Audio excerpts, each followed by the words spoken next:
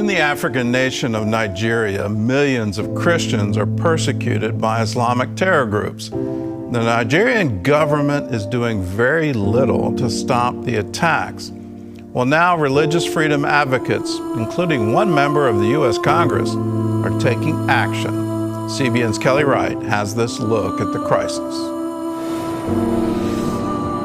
On this very day, 210 persons were slaughtered in one night, in less than 24 hours. The video from the Father's Day massacre includes graphic images of people being burned alive, families attacked, and homes destroyed in Yelawata, Nigeria.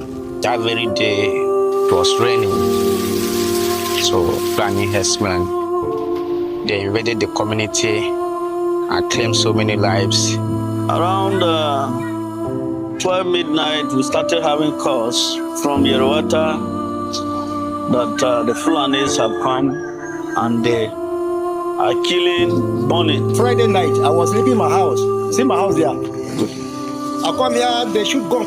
Later, they come, they break this house. Where my brother is living here with his children.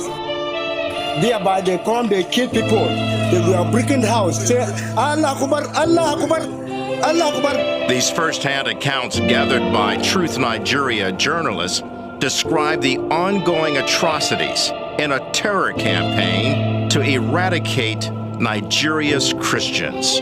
Judd Saul, filmmaker and missionary, the organizer of Equipping the Persecuted, highlighted this documentary as a way to sound the alarm. We need to fight this thing threefold. One, America as a government needs to get involved with a very little. I'm talking very little of our resources. If we just did the very little bit of push an aggressive foreign policy, throw some sanctions, whatever it takes, I think we can put a significant dent in this and put a stop to this. U.S. Representative Chris Smith of New Jersey, who has traveled to many dangerous areas in Nigeria, has introduced a resolution in Congress to help stop attacks fueled by religious hatred.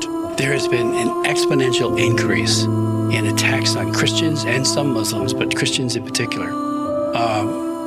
Protestants, evangelicals, Catholics, they're firebombing their churches. The Fulani are killing them with absolute impunity. We've called on the government in Abuja and the president several times to do what governments do, law enforcement, use the military if you have to, but stop this genocide and do it now. The resolution points to Nigeria's government's apparent open border policy that allows almost free access to the country. Fulani militants and ISIS-linked extremist groups from neighboring countries take advantage of this policy to carry out mass murder, rape, and kidnappings.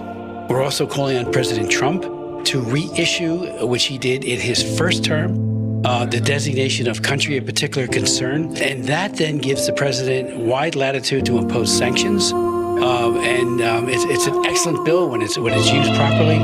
It gets the attention of all the policymakers, in this case in Abuja. It says, we're not kidding. During a White House press briefing, I asked Press Secretary Caroline Leavitt about the crisis in Nigeria. And do you know if there's any action that the president will take? I'm not tracking a call between the president and the head of Nigeria. I know the president wholeheartedly condemns the persecution of Christians or, frankly, of people of any faith all over the world, but I don't have any updates for you in terms of sanctions in this part of the world. Looking beyond any government response, Judd Saul is calling on the church and Christians in America to stand with the persecuted in Nigeria. They need to pray. They need to be a voice for the voiceless. They need to be a voice for our persecuted brothers and sisters. Kelly Wright, CBN News. Whatever pressure we can put on the Nigerian government, we need to put it on the Nigerian government. They're the one responsible for the safety of their own citizens, and to let these armed groups have sort of free rein in the northern part of Nigeria makes no sense, and I don't understand that these sort of continual struggles coming out of Nigeria. You need to establish law and order in your own country. You can't have your women, your girls kidnapped. You can't have people murdered in the streets. You can't have these churches burned to the ground.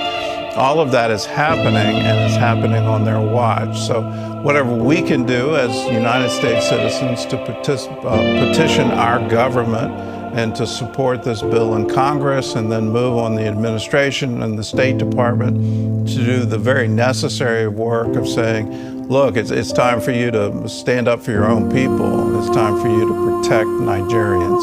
So let's do our part, and hopefully the government there will respond. And